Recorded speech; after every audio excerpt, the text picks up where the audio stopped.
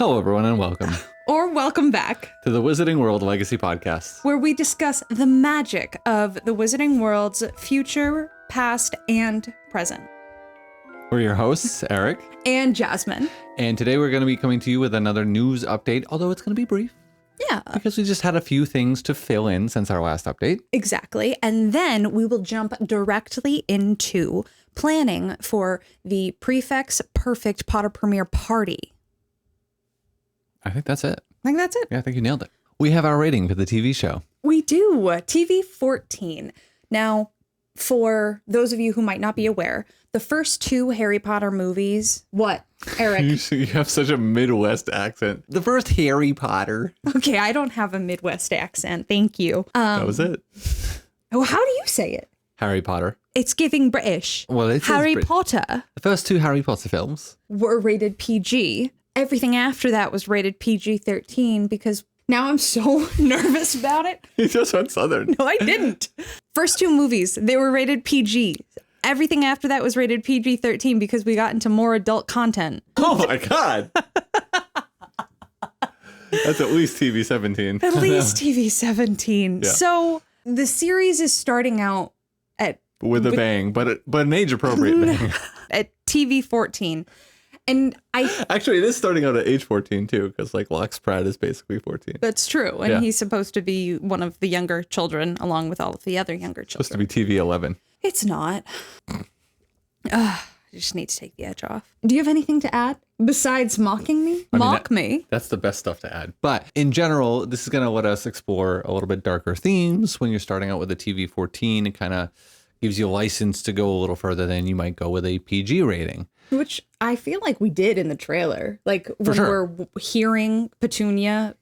You're not special. It's a lot. Yeah. It's kind of a dark theme, It just opens us up to witness child abuse. which I'm excited about personally. Weird thing to say on camera, where it can be used in a court of law. I want to be honest. It's not equivalent to an R rating. That's true. That's true. Don't you have to be like 18 to get into an R-rated movie? 17 or above. R rating is for movies. There's different ratings for movies than there are for TV. They don't sort of like equate to one another. Why?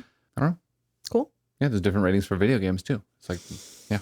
So R is 17 plus. That would be equivalent to TV 17, although TV 17 implies actual sexual stuff, whereas R rating usually is like gratuitous violence, sexual, alcohol, that kind of stuff. Well, alcohol can be in PG-13 now. And then TV 14, it's almost like PG-13. I guess if you were to equate one of them, it's almost like PG-13, but it implies you have to be at least a year older. I don't know. It's weird. They're not the same. Parental guidance recommended. Yeah, that's what PG stands for. In case you're not on the same rating system as the US. That's true. TV 14. Are we saying you need to be above 14 to watch it without a parent? You or need to be 14 or older. 14 or older to watch it without a parent? Or could you watch it with a parent under the age of 14? Well, yeah, it's always parental discretion is advised. And there's also TV MA, which is mature audiences only. Oh, And that's the rated R. Yeah, that's the closer to rated R. I mean, if you think about the things that are in PG-13 movies, you can go pretty far nowadays.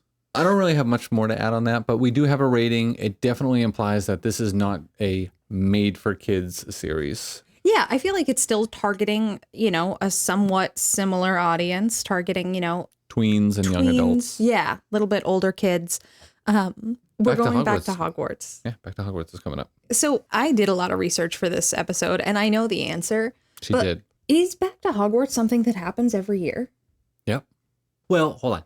Back to Hogwarts has something that has happened every year since the series ended. It wasn't going on when the series was still going. Like when the movies were releasing stuff, they weren't doing that. Okay, so I think it's kind of like a thing that the Leavesden studio started. And then sometimes they would time certain news releases and other things around Back to Hogwarts, which we can certainly expect this year as well. And there's usually some news releases around Harry Potter's birthday, which today is the day before Harry Potter's birthday when we're filming. It's June 30th. tomorrow. Happy birthday, Harry. And happy birthday, Neville. Right. No, I'm just kidding. J.K. Rowling. J.K. Rowling. Yeah. Her birthday is the same as Harry's. That's true. And I feel like oftentimes we forget that Neville's birthday is also the same as Harry's. Mm-hmm. Neville is very forgotten, and I just don't think that's acceptable. Yeah, because he could have been the chosen one. He just would have had to been chosen, and he wasn't Like often. ever. Yeah. Back to Hogwarts is happening and apparently has been happening for some time now, and I just missed it. I know it happened last year, but I kind of thought it was related to the HBO stuff, but apparently No, it's been happening for over a decade. I am behind the times, but I'm catching up and I'm thrilled to be here. This year, something I read was that typically there is some sort of celebration or something intentional done at, what's the train place? Oh, King's Cross. King's Cross. Yep. There's typically something done there, but in what I had been reading, Warner Bros. And everyone else who's involved like put out a statement saying like nothing intentional is happening at King's Cross. Please don't go to King's Cross hoping that there would be something happening there. But people will go anyways because tons of people go there to take pictures at the little trolley that has been permanently installed there for the Back to Hogwarts events. So influencers will be there. People who think they're influencers will be there. People who just say, oh, there's a trolley going into a wall. Let's take a picture with it. They'll be there too. And then actual people trying to get somewhere via train Travelers will also be there. We could always go to the one in Universal. Let's do that then. There are some upcoming events for the Back to Hogwarts. Oh, yeah. There's a ton of events. And there are events slated in no less than 7 different countries, including Australia, Japan, which includes Tom and Jerry, again, for some weird unknown reason. We found out why. We did? Yeah. We had a follower comment on that video.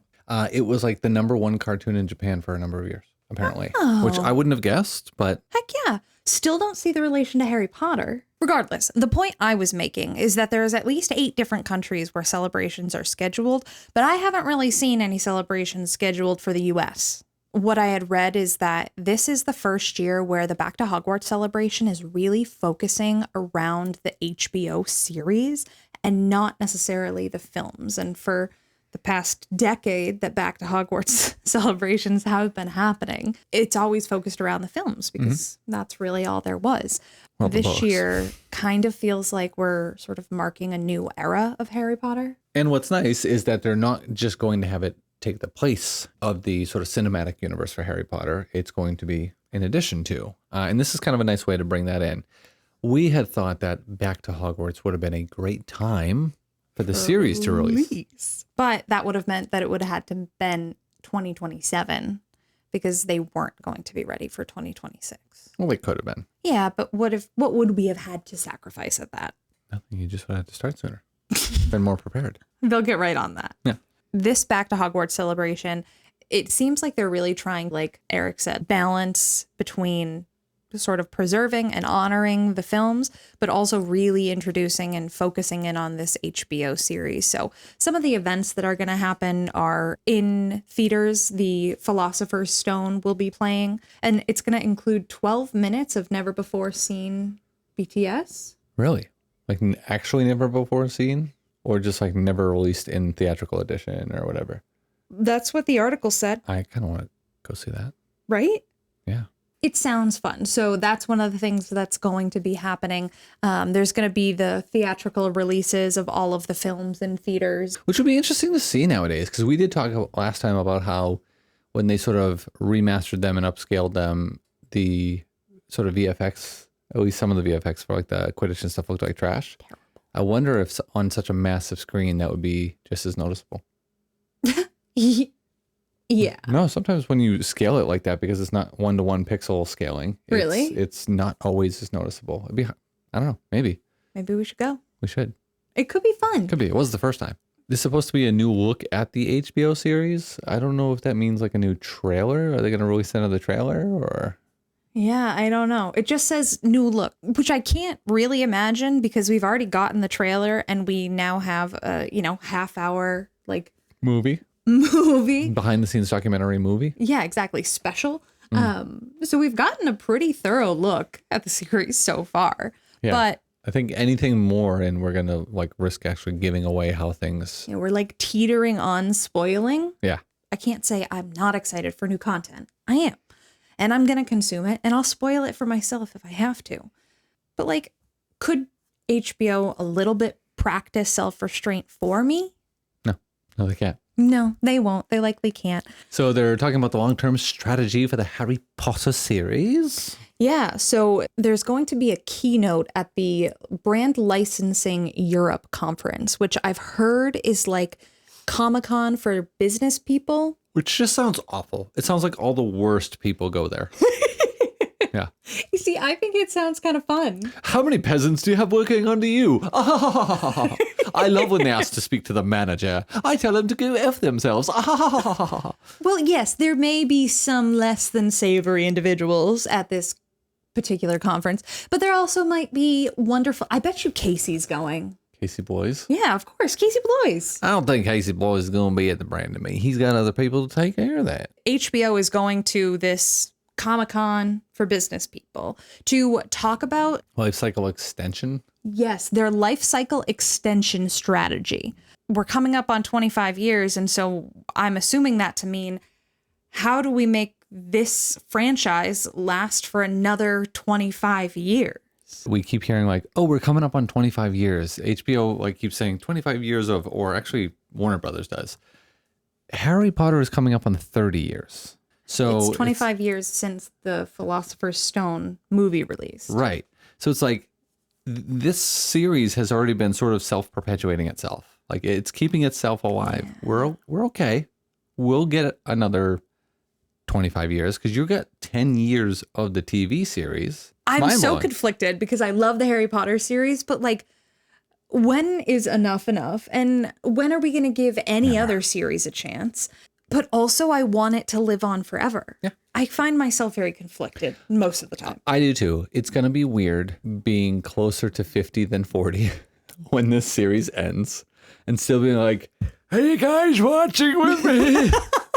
We're almost in the last season. Wait, really? Yeah. You'll be closer to 50? Than 40, yeah.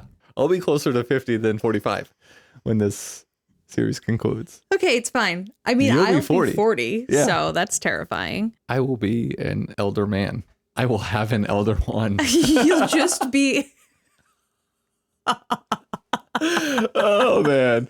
Somebody had to say it. You'll just be wiser. General life crisis aside. I do wonder how this is going to impact, and this is some of the things that they're focusing on, but I wonder how this is going to impact things like the theme parks. What they'll be doing in terms of video games. Is this one of the ways that they'll continue the Hogwarts Legacy series, or are they going to be making new series? You know, EA Games had made the like every movie kind of games for the different consoles. What do we think they'll do in terms of the show? Do you think we'll see something similar to that? Or because it's such an immersive TV series, such a broader scope, maybe we'll see a broader scope video game where it's almost like open world style, Fable style even. And then of course it's going to affect merchandising. They're going to use that to continue to push interest. I'm sure you'll see more live experiences from the new actors like you saw with the old. That's true. And I think I read that there is a new live experience in California that's like Hogwarts Express. Well, there's also the one that they added to the Leapston Studio. Oh, yes. The train yes. experience. Yes. Focusing on sort of the Brand Licensing Europe event. This is basically where companies go to talk about who is going to license these different IPs. They will be talking about licensing for merchandising and the live events and future projects or publishing even. Yeah, I mean, I think they'll be talking to people like Lego. They'll be talking to people like Mattel. They'll be talking to people like Hasbro, which Hasbro already has involvement in them. So if they want to talk about extending merchandise through them, right? I'm sure people like Noble Collections will be involved because they're going to be wanting to make replicas of some of the cinema props. Yeah. You've got companies like Cine Replicas who make really, really high-end prop replicas. They'll probably be there. That'll be cool. It'll be interesting to see if they talk to other like production companies about future projects. Yeah. Things like spin-offs, the Marauders. Everyone wants to see a Marauder series. Very much so. If you will see them try to dip their toes back into this sort of pre-Harry Potter, going further back with Albus and Grindelwald and all that kind of stuff. It doesn't necessarily have to be the Fantastic Beasts because that was kind of a weird way to do it anyways. That would have been good for just the first movie. Well, maybe we could just try and do Fantastic Beasts again anyway, but just do it better. Just name it more sensibly. I think what really caught my attention about this is that it's the keynote at this conference. They are full-heartedly investing in Harry Potter as like their premier IP, which I was sort of confused about because of the conversations about mergers with Paramount, Skydance, and HBO. Like, why would HBO? Which is officially on pause now. Like officially on pause. Is it? Yeah. So there was a news release a week and a half ago or maybe 2 weeks. It was actually like right after our episode came out, obviously. Perfect. Yeah. And they're just like, yeah, so it's on pause. It's like, it's completely on pause. We have to figure stuff out. We don't know if we're going to be able to sell to Paramount. We don't know if somebody's going to try to block this. Probably have to address the lawsuits. Yeah. Well, that was, I think, the sort of premise for pausing it was like, we have so many people who are trying to like come at us and litigate us out of being able to do this. We don't want to push things through, pay all this money, and they're like, oh, sorry. Yeah. We got to drop it. And we've invested all this money in paying lawyers and all this other stuff.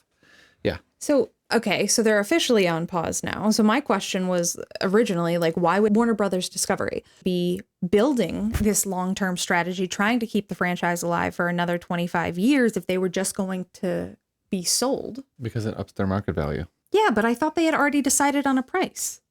So why does that matter? So they decided on a price, but the ink hasn't dried. So they want to continue to encourage Paramount, Skydance to continue to pursue this regardless of the legal headaches that are happening. You had said something that made me want to comment. Warner Brothers is heavily investing in this, and it's obvious that like this is a big deal for them in the context of them being the keynote. It seems like if they're the keynote for this huge business event, everyone's kind of invested in this succeeding, at least in the business world. Well, I mean, it makes sense. I think there's so much money to be made off of this. Yeah. Again, looking at things like the fact that Harry Potter in and of itself has already impacted things like TV series, Legos, which have been around forever, and other games like board games and that kind of stuff, theme parks, publishing. How many fan fictions have gone out over the years that have then turned into books that maybe didn't stay Harry Potter related for copyright reasons, but like became published books? Yeah, were Harry Potter books. How many live experiences this has drummed up? Other TV shows like Wizards of Baking and like all this other stuff. Yeah. This has been something that has just continued to make them money and will continue to make them money. So it's interesting to see that the rest of the world seems to see this opportunity Yeah. to get involved. And they're like, no, Harry Potter is like definitely not done. This can continue to go on for years. People love Harry Potter. We love Harry Potter, and it's financially solvent, really. It's like, it's a very good financial opportunity. Sometimes that's a good thing. Yeah. I mean, in the case of I'm a fan of Harry Potter and I'd like them to keep investing in it so that I get this incredible series. Yeah, that's a good thing. With that, they have talked about how at this keynote, they'll be talking about how they're really going to try and balance the cinematic legacy with the upcoming TV show and then the future projects. So I think that really gets at the fact that they're trying to have them exist sort of all at the same time, which I think is really important because we have these theme parks based on the films. So you can't try and have this new series take the place of the films. We really do have to have both of them in this space. I think another thing to think about if you're talking about just sort of the what you watch, right? Like films versus TV shows and what have you. There's that whole thing like, oh, Harry Potter's a Christmas movie. And to me, it's kind of like nice to be able to throw on a movie in the background when you have like a get together or what have you, that especially one that you've seen a bunch of times. Yeah, because you don't have to pay attention. Yeah, you can just throw it on in the background and then you like see that cute scene where they're like, Mom made me a sweater. She made you one too. Happy Christmas, Harry. Right? Like that's cute. I've got presents. I would actually turn that on Christmas. Absolutely. But I'm not going to watch the show on Christmas. Sorry, guys. I'm just not going to watch it on Christmas. Right. Because I want to sit down and pay attention. And so I think the viewing experience is different. And keeping the cinematic universe alive keeps those opportunities alive for them to continue to have it licensed to, you know, ABC Family and these other stations where they can put it there. And then they also get ad revenue and that kind of stuff from them. Paramount just licensed Harry Potter, so it's on Paramount. Right. So that's what I'm saying. Like you can have it on these different streaming services. It's still on live cable service. Yep. And that continues to make them money. So it behooves them to keep the cinematic universe alive. Which, honestly, I'm really excited about. No matter how good the TV series is, I think the film series will always have a place in everyone's heart. At least everyone that grew up with it. We got some more updates from Adriano Goldman. RDP, the biggest thing that he has said is that we will be seeing Hogwarts by the end of episode 1. Which we speculated. Right. When we were saying, how would we break up the episodes? We had speculated that Vernon's Very Bad Day would probably be a part of the first episode, and it seems like that is. We didn't know or speculate whether or not we would start all the way back at Halloween night. Right. We still don't know if they are going to do that or if that's going to be a flashback. Yeah. But we did say, how wonderful would it be If all the first years, follow me, and went across the Black Lake, enter under that cavern, which we showed a photo of a place that could have been that in our last episode. See how previous works. And it just ends on Hagrid's hand knocking on the door, which we do see in the trailer. That could very much be the end of the episode. It could very much be the end of the episode. About an hour into the films is when we see Hogwarts for the first time. So based on that timing, assuming the episodes are around an hour, we're working with similar timing. And there is a whole lot more that I thought we were fitting in beforehand. It makes me like almost confused to think about the fact that an hour into the films, we see Hogwarts for the first time. We have seen what we're speculating to be them filming the hut on the rocks. We've seen Vernon carrying the gun wrapped in a bag. And so we're assuming that getting that gun is something that's going to happen. Him coming out of his office and smashing into the witch or wizard. Alpheus Doge. Oh, it's not Alpheus Doge. Daedalus Diggle. Thank you. We've seen what we speculate to be a bunch of scenes that weren't in the films being filmed. And somehow within that exact same amount of time, we're going to hit the Hogwarts mark. It makes me think that we're going to see stuff out of order, chronologically out of order. At this point, that's like the only way I can make it make sense. Yeah. So I hadn't done the maths of how long. I can't apparently of how long it would take us to get to Hogwarts in the movies versus the TV series. And so when Jasmine was like, yeah, by an hour in, they were already there. I'm like, there's so much more supposedly happening in the TV show than I thought happened in the movies. How is that possible? I mean, Piers Polkiss going to the zoo with them and stuff like that. Like there's other stuff that has to happen. It's not just like instead of just showing Dudley, we show also Piers Polkiss. There's other things. Right. And we've seen Petunia giving a haircut, which we didn't see in the movies. We've seen Harry being bullied at school, which we didn't see in the movies. Yeah. And all of that is like prior to going to Hogwarts. It happens prior to going to Hogwarts. It's things that happen basically in Harry's memory. It's narration. But it's narration in context of things he's processing prior to going to Hogwarts. Exactly. So I'm a little bit confused. It's giving me pause. It's not one of those things where I'm like, oh, well, you know what? I'm just excited to see what happened. I'm nervous. Well, and thinking of how long the movies are, right? The movies are like 2.5 hours long, theatrical release for the first one. If it's 2.5 hours long and by an hour in, you're just seeing Hogwarts. That's almost half. And there is so much, especially if you're being book accurate, that happens after that mark. How are you filling out the rest of the season? There's a good amount in the books that happens up to that point. But if you're breaking it out based on how the movie kind of broke things out, but also being as book accurate as you can, I just don't understand how that spreads. Me either. It's weird. Like my mind's having a hard time processing that. Exactly. I'm having a hard time with it. I will end up just seeing what happens, but I'm skeptical. As will we all. As will we all. Yeah. But I'm a little bit skeptical. In other news, Mr. Goldman has said a few other things. He did. He talked a lot about, and this came out also just after we had our conversation. Some of this was in the stuff we covered, although we didn't get as nitty gritty because I already went on for like an hour. But thanks for bearing with us. Yes. But he did go on and explain some of the things that people complained about with like the trailer, how everything seemed muted and blah, blah, blah, blah, blah. He explained first and foremost, they didn't have the final color grade in mind. And so what you saw in the original trailer wasn't reflective of the final project. It was just kind of get the buzz going and kind of see what the visuals were going to look like overall. Color grading makes a huge difference because everything is shot in a log, which is a very flat color profile. And then it's expanded in terms of contrast and saturation and everything else afterwards. So that also allows you to do things like, you know, making the whole color tone of the image different in one versus the other, meaning Muggle world versus Wizarding world. Because he specifically commented on, in the Muggle world, things are going to be blue and kind of drab and dreary.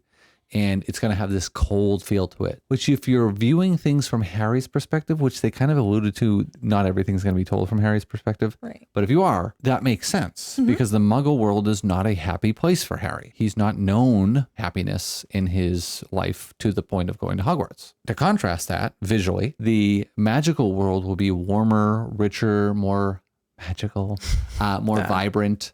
And so you're going to see more color saturation and it's just going to feel like it draws you in. It's warmer. It's not cold. It's not drab. It's not sad. They did a similar thing throughout the movie series, but it wasn't to distinguish as much the Muggle versus Wizarding World. It was more to distinguish the emotional tone of what was being experienced throughout that year. Gotcha. So like the desaturation, the cooler tones. Yeah. You know, with Sirius Black even, we hadn't gone full desaturation, but with Sirius Black and the third one, you were starting to see significantly that shift in the color tones with a lot more blue and silver kind of hues to the color grading versus the first two were pretty warm. I think Mr. Goldman had also mentioned that we're going to be changing the cameras and the lenses for season 2. Which I don't love. Yeah, I didn't think you would. Yeah, so changing the cameras I have a huge problem with. As far as I'm aware, they're shooting predominantly on RELXs, which when you're doing the moving backdrops they're doing is a little odd. RELXs don't use what's called a global shutter. And if you use a global shutter with the moving backdrops, it's great because you don't get any of this weird blurring and sort of line skipping kind of crap. It can be in sync with the moving backdrops. Okay. But I don't think they're using a global shutter because that's usually like red cameras, the red Raptors and those kind of things. RELXs have a beautiful sensor though, and the dynamic range on them is incredible. So when you want to have that really vibrant, huge degrees of contrast, you know, the shadows are really, really dark and deep, and your highlights are really, really bright, but still soft, and skin tones are beautiful and pleasing. RELXs are like the camera to use. It's almost impossible to overexpose the sensor, so it also makes it easier to save stuff in post if you have to. It's just an amazing camera, but harder to shoot with, from what I understand, in those very specific VFX digital production workflows. It would make sense that they have one of the most amazing cameras because Adriano Goldman has also said that this is the largest production budget that has ever been allocated to any long-term TV show. Well, and from what we've seen from the cameras that they've used from the behind the scenes, they are using RELX cameras. The only way to do better than that is if they specifically shoot on the RELX 65. The RELX 65 is actually a camera that you can't own. Even production companies can't own it. They have to rent it from ARRI. Nobody is allowed to own that camera except for ARRI. It's just such an exclusive camera. There's one? No. They have more than one, but you cannot own it. Why? It's just not allowed. People can't own the RELX 65. Wow. It's called the RELX 65 because it has a 65 millimeter sensor, which is bigger than a full frame sensor. It's huge. So when you think of like VistaVision and these massive, massive formats for like recording really high fidelity films, that's what they use. So like the Joker, the second one is shot on RELX 65. There's a bunch of other films that have, but these are like your bigger than life. Like it's higher resolution than IMAX. Wow. Because it's so big, it also lets in a ton of light. Every single pixel absorbs more light. And so you can shoot in these like really, really dark environments and have beautiful, clean image. And he talked about wanting a really, really, really clean image. That's the only way you could really step up from there is if you went from an Alexa Mini or an Alexa 35, the next step is an Alexa 65. I don't know why you would change cameras if you weren't improving it. Lenses, I don't know. I guess it depends on what you're trying to emphasize during the season. Lenses do shape, as we talked about last time, the actual visual aesthetic of the film. And it does that in a ton of ways. The actual coatings that they put on the lens can affect things like lens flares from lighting. It can affect things like how crisp things are rendered. So if you want skin tones to be a little softer, you don't want a super, super, super crisp lens. So if you want more of that vintage look, you'll go for certain types of lenses. If you want a really clinically clean look, you'll go with a different type of lens. So I don't know if they just learned something from this one that's making post-production harder and that's why. But if you want character, you have to have very, very specific lens choices for that too. Last time we had talked a lot about how you need to basically make these decisions up front so that you can stay consistent with it throughout the season and the series at large. But if they're changing it like knowingly, you're now creating inconsistency. So I hope it's something that adds to it, but doesn't add to it in a way where you're like, wow, it's jarringly different than the last one. Agreed. Adriano Goldman had also mentioned that in comparison to the first 2 Harry Potter films, the TV series will end up being more grounded, more realistic. It's going to have different pacing, different camera movements and capturing styles, things like that. It's always interesting when you hear a fantasy series discussed as realistic. Like how do you make a series that is about magic? I mean, that's not what it's about. That's just sort of the like element to move the story, but it is set in a magical world. How do you make it more realistic and grounded? I really don't have a good answer for that. I'm interested to know what he means by that. I hate when like people give interviews and they use sort of these buzz phrases like, "Oh, it's going to be all realistic and grounded compared to the other ones. Trust me, you're going to find it relatable because it's so realistic and grounded." It's like, what do you mean by that? What a wizard would experience if they were really here in the real world? Like that's how it's real? I don't know. I'm excited to find out. I guess I am too. I think you already talked about the fact that this is one of like the biggest budget productions that's already been made. There was a couple hasn't independently verified that though. That is just something that Adriano Goldman has mentioned. No, but if you look at the budgeting of it, I think the only thing that comes close to it is the Rings of Power series, which has the most expensive single season ever made. But for the entire series, because the budget has been laid out for it. If you look at the entire series, the Harry Potter series is going to be significantly more expensive, which the first season of Rings of Power was like $1 billion. But that's because they had to buy licensing rights and all these other things. Okay. Warner Brothers doesn't have to buy that. That makes sense then. Yeah. I imagine Lord of the Rings licensing rights are at least a little expensive. Speaking of how they're expanding the universe, we never got to see these in the...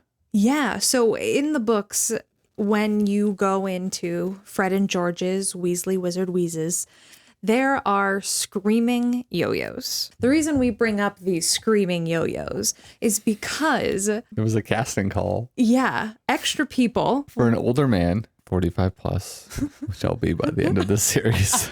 See? So Eric. Not yet. Who is skilled with a yo-yo. Which is kind of funny because just last week my son was playing with a yo-yo and I'm like, I haven't thought about yo-yos probably since the 90s. Oh, absolutely. Yeah. For the record, I do not consider myself yo-yo competent. Oh, I was able to bust out the Newton's Cradle, the Walk the Dog, the Comet. Yeah, like. Could you still? No, I did last week for him. He's like, well, how do you do that? I'm like, you just kind of. So are we going to film that and I want to get a fireball yo-yo. I don't know what that is. That was the yo-yo to have. Okay, again, not yo-yo competent. So it was what was it? Yo Master yo-yos. And the premier one was like the fireball. There was the Brainiac. There was a few different models of the fireball. Yeah. It was like the yo-yo to have. You could make it sleep for longer. Sleep is when it stays down and keeps spinning. Oh. And then you bring it back up. Yeah. So I'm learning a lot right now. Yeah. This is a lot to handle. But I would like to capture this skill and include it. I was looking up the yo-yos with Cooper, and they had some videos of people like using them. And I'm like, how the F do you do any of what that person just did? And how much time are you spending dicking around with this plastic on a rope that you can do that? Which I think are all fair questions, but still, I think our fans deserve to see what you can do. I'll do my best. It's weird that they're casting for this now, though, because if it is the ones that are from Weasley's Wizard Wheezes, we're a little too early. We're a little early. A little early for that. But they could be making it like a Zonko's item. It could be a Zonko's item. It could just be a random background character who happens to yo-yo. Yeah, it could be a Muggle. Could be a Muggle, just like chilling in. Maybe somebody beats Harry with a yo-yo. What? Hey, Potter! Yeah. Maybe it's just like practical prop work. Like, what if they have a prop that is like a yo-yo but doesn't look like a yo-yo on screen? And so they need someone who's really mature. That's why we're going with the older male. But they have to use a device that functions akin to a yo-yo. Exactly. We're applying skills. Maybe this is like a skill hiring. Huh. Trying to think of like the different things this could be. I'm thinking of like Mortal Kombat with the like thing that Scorpion uses, but I'm really hoping that doesn't end up in Harry Potter. That would be pretty dark. That would be brutal. Yeah. If you happen to be Brutality. a UK male that is over the age of 45 and is skilled with a yo-yo, you can make between 190 and 300 pounds a day. So please reach out to extra people. Which for yo-yoing, I imagine it's a decent wage. I wouldn't know. In other news. I just saw the set and I thought it was kind of cute. It's a little mini set. It's only like 700 pieces. 700 pieces seems like a lot of pieces for this little set. But like it's cute. I'm not going to get it. It's cute, but like that doesn't seem like it would have 700 pieces. I think it's just a lot of very little pieces. Like I bet you have to like build the entire like base. Like all the little greebles and... Yeah, exactly. Yeah. The little trees. It's just cute. I just like it. It's new. It is cute. I wouldn't get it. because I don't like the micro scale stuff. The only micro scale set I'll ever have is like the big castle that is technically micro scale, but I'd rather it just be regular scale so you can have your Lego people in it. But cute if you don't have the space. It's just cute. Closing thoughts from the news segment of this? Because we got other stuff to get into. That's true. Normally we're talking about casting updates and, filming locations and sets and things like that. And there just wasn't a ton of news about that coming out. But we did get our TV 14 rating. So we know where that's going to end up. Yep. We learned a little bit more about the Back to Hogwarts celebration and how we're sort of officially making that shift from the films to the TV series. While making sure not to leave the films behind. Exactly. Ushering in that new era. And we learned about Business People Comic-Con, where business people are going to go try and make more money with Harry Potter. And while doing that, they'll be extending the life cycle of the Harry Potter franchise. I just hope they don't do what most business people do nowadays and kill everything with their greed. So let us know what you're excited about with the upcoming series. We're getting closer and closer every day. And speaking of being closer to the series, we are working on our Potter prep, and we've got all sorts of literature out. Yes, we've been deep diving. This is one of my favorite books. It's a good read. This is a better book, a better read. And this is an even better book. And this is a best book because it's got pictures. It does. So we've been going through and trying to figure out, if we had our perfect Potter premiere party and we were prepping for that prefect patented perfect Potter premiere party. Yes. What would we have? What would we consume aside from the content that the show offers? We have some staples, of course. Of course. So we are really big fans of butterbeer. Yeah. Specifically, Eric's wife's butterbeer. Yeah, she makes a very exceptional butterbeer. Oh, very good. So good. Basically today, what we're going to be doing is trying to decide on some of the things that we will have at our prefect patented perfect Potter premiere party. And we figured there's kind of a couple ways people could approach this. So if you're going to be doing your Potter party as well, you can sort of think of what approach you'd like to take. Would you want your first Potter premiere party to be season specific?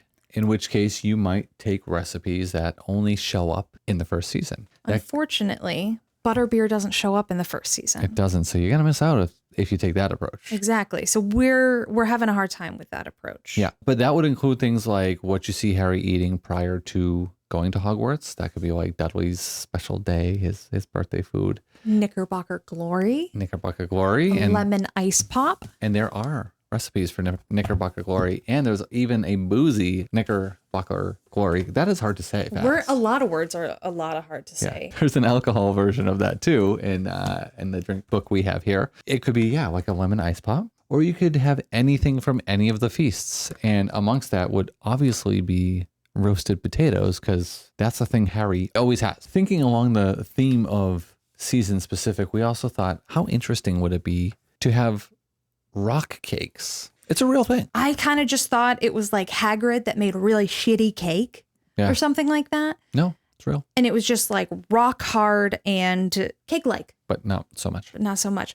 They're real things. Mm-hmm. So one of the things that I'm hoping we end up including are rock cakes.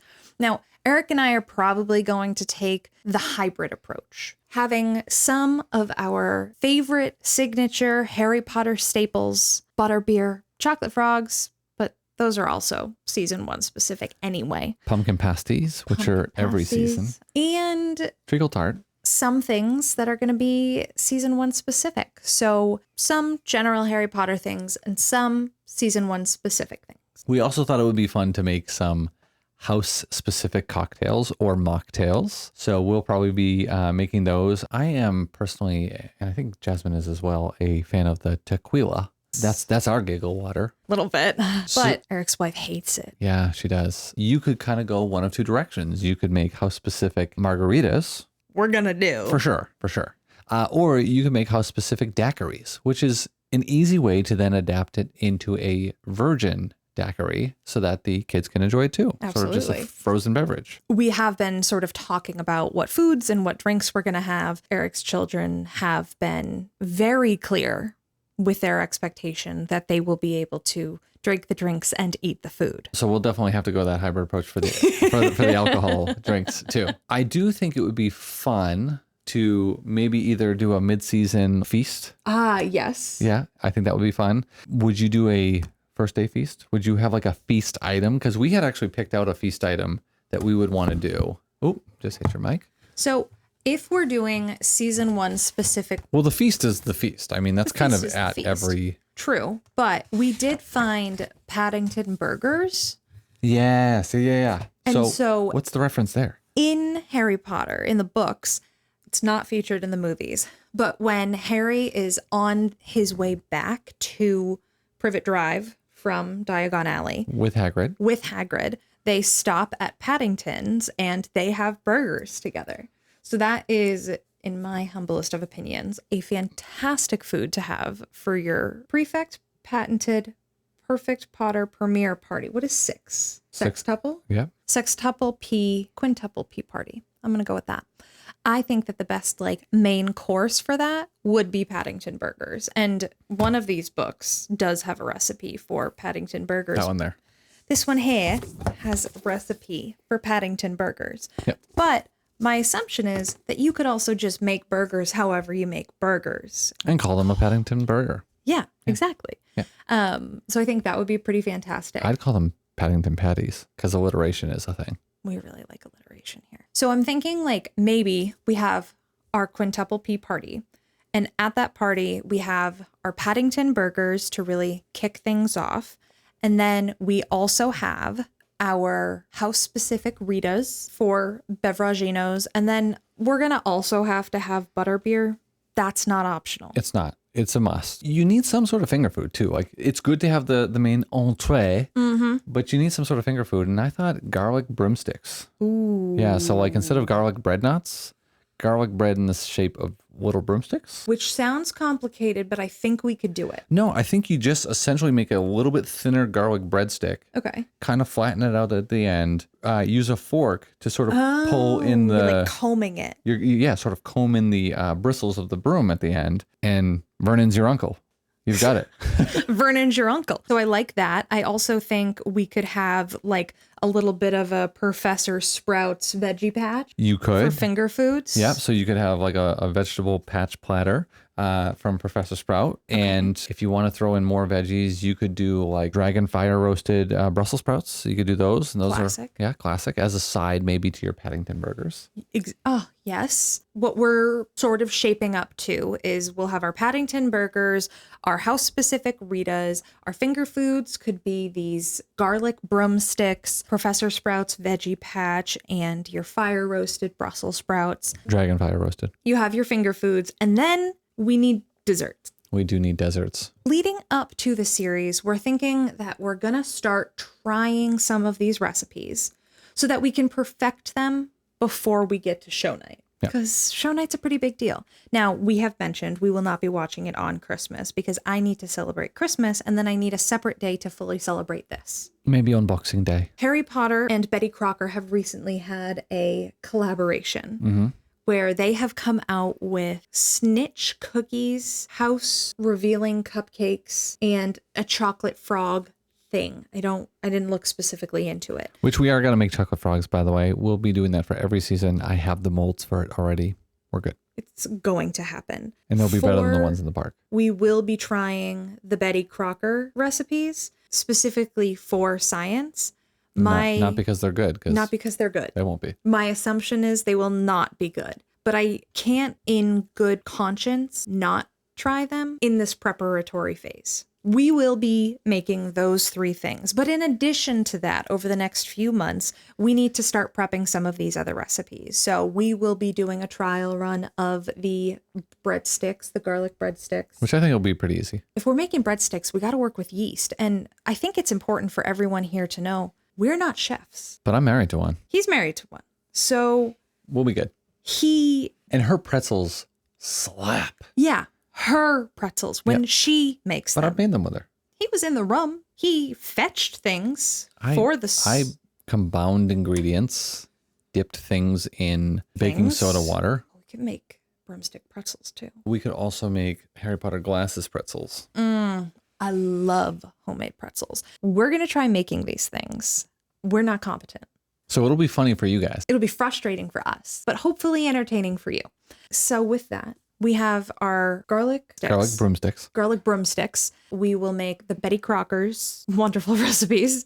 And then I personally would very much like to try and make rock cakes. I don't know why. I just want to. I'm a fan of Hagrid. It's hard to say now because I'm really a fan of Robbie Coltrane, but we'll see. We'll see. We could still be a fan of Hagrid. Maybe. I want to make some variation on the Howler. Ooh, okay. Yeah, like I really want to make some variation on the Howler, which is not a season 1 specific item. That would be season 2, but I got to do it. Okay. Yeah. So we're talking about like baking sheet dough, like the like special pastry flaky, dough? pastry dough. We're not hand making that. Maybe we are. No, I'm sorry. I'm not going to make that from Your scratch. wife specifically has told me what a heinous activity it is. It's hell. To try and make that. Yeah. If we are, that'll be store-bought and we'll be proud of it. The dough will be store-bought probably for that, but I will engineer the rest of the Howler myself. Okay, so Eric is going to engineer a Howler. Mm-hmm. You cannot get help from your wife. You're gonna be so going to funny. engineer it It's going to be funny. yourself. I will find the rock cake recipe and come up with specifics for that. I should put something in it that allows it to explode. No, oh my gosh. So it blows up once. That's not a good idea. No, I don't want to eat things that explode. No, it would there would be a voiceover component where I go, "How dare you steal that car?" And then it's floating in air, and then I just go, and it blows up. Well, we could blow it up. But from the inside, we'll see. I want it to be edible, so maybe I won't do that, but we'll see. Just so you guys know, the Paddington Burgers is going to be an ASMR episode. Why? Oh, Because no, stop. Mm-mm. I'll be absent. That'll just be. it won't be as loud for you. I'm the one who's going to have to sit there editing it and going, Well, maybe we just cut that part out. no, we don't. We just dump everything in. How about this? You comment below. Do you want an ASMR episode of us making Paddington Burgers for the Harry Potter Perfect Potter premiere party? That is It's Prefect patented. Quintuple P party. That too. We just don't have enough tape to actually say it every time. Do you want that? Comment below. Please and don't subscribe want and that. like. Please and don't share. want that. Please. Also, this is my wife's idea. If Nope. you have something that you want us to make, and specifically that you want Jasmine to eat, I will not. leave it in the comments below. And for the sake of our channel, for the love of all of you who have subscribed Absolutely not. and will subscribe, It's not going to happen. she'll eat it. Maybe against her will. It's not going to happen. It might. If you have stuff you want us to make and or eat, please leave it below. Yeah, I was going to say, within reason, if you guys have recipes or recommendations on things that we should consider for the Quintuple P party. I'm going to be nice. Nothing pork related for her. She has an aversion to eating anything pig related. It's weird. I know bacon is nature's candy.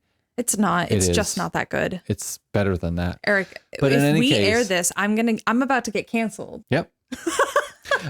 But in any case, don't recommend anything pork adjacent to her. I'll eat it. He'll eat it. He'll love it. She won't even have blood pudding. Ooh. Stop. No. And for those who don't know this British cuisine, blood pudding, she's finding this out for the I first thought it was time. black pudding. Blood pudding. The core components consist of fresh or rehydrated blood, pork fat, What? beef suet, What is that? and oatmeal or barley. Also, oatmeal or barley. Mixed with blood. Nope. Mm-mm. We're not doing that. There is sometimes a liquid binder, like milk or heavy cream. There's also usually pennyroyal, thyme, marjoram, sage, and mint. I don't want creamy blood. Finely chopped or sweated yellow onions. I don't want oaty creamy blood. You don't want sweaty yellow onions. No. The casing is usually made of natural hog or beef intestine casings, and they're used to stuff the shape You of the gotta mixture stop. before cooking. You've got to stop. What would you prefer, fresh or rehydrated blood? No blood. Actually, I want the blood in my body, but I'm not a vampire, so I don't need to eat blood. Rich in iron. Yeah, I can eat Spinach. spinach or red meat. Oh, there's red meat in there. I could eat just red meat, though. It's very red. I could have a Paddington burger. That's horrific. Whoever came up with that, you're sick. The Scots. I have no hope for you. You're offending At least a portion of our audience. Oh, absolutely. But you just like. I've had blood pudding. It's not that bad. It's not the first thing I'm going to order, but if it's on my plate, I'm not going to be rude and not eat it. Okay, but like, are we really not like at all curious about the person that bled a pig, maybe let the blood dry, then rehydrated the blood, and then shoved it with a bunch of oat and cream into the intestine of the pig? Is no one concerned about? I'm concerned about that. The intestine part is not concerning. That's how sausages are made. You don't want to see how the sausage is made, and I understand never that. do. But that is just how sausage is made. But are you sure it's not black pudding? actually, it might go by both names. It is also known as black pudding. There we go. That's why you were so confused. So don't suggest that to her. I'm also not going to make that. Yeah. No. Okay, but do you not have concern about someone who bled a pig and then? No, because it said fresh or rehydrated. So I imagine it was just in the mixture. They didn't bother to separately bleed and get all of the blood out. Like it wasn't kosher. One of the definitions of kosher is that it can't have any of the blood of the animal in it. It's weird. It's interesting. Peculiar at least. Yeah. Yes. And I love that journey for anyone who wants to go on it. She's not going to join you on it. I don't want to go on it, so I won't be. But if it's beef related, if it's chicken, she'll go down that journey with you. That's fine. Some vegetables might make it in there. Fruits, they're acceptable. I might happen to be a little bit peculiar about some of the things that I like to eat or some of the things I don't like to eat. I'm not. You can put anything in a dumpster. Yeah. I don't happen to like bacon. Not the biggest fan of potatoes. Beyond that. Some people are the worst, but you love them anyway, you know? You at least accept them. Anyway, that is a perfect place. To just stop. To conclude our first quintuple P party planning. If there is anything genuinely that you think you would include at your party that we haven't mentioned, would love to hear about it. And maybe it'll make it to our party. Make sure that you like and subscribe and share us with your friends. We'd love to get the news out to more people. We have reached 700 subscribers. So thank you very much to everybody who's subscribed. It's a nice little milestone for us. So incredibly exciting. And come a long way in like the last year. Yeah, you guys have been fantastic going along this journey with us, commenting, engaging. Like, I cannot begin to describe how grateful I am for everyone that has stayed with us. My brother even watched a little bit of one of our last episodes. That's nice of him. Yeah. Right? Yeah. Mine has not. Okay. Neither of them. Okay. Yeah. So we're not going to get everyone. Yeah. But we do, like, genuinely, we appreciate all the comments. Even the ones who are like, nah, you guys got it wrong. We disagree. Leave them. I like to respond to them, and I like to see people's difference of opinions. Even if I still don't end up agreeing, I like to see how other people are thinking about the series and whatnot. I will say, anybody who's like, they just got to replace Snape, it's not going to happen. Season 1's done. It's in the bag. It's not going to happen. We can move past that. We're all disappointed. It's fine.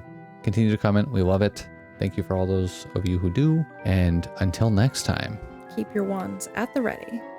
Stay magical. Finite.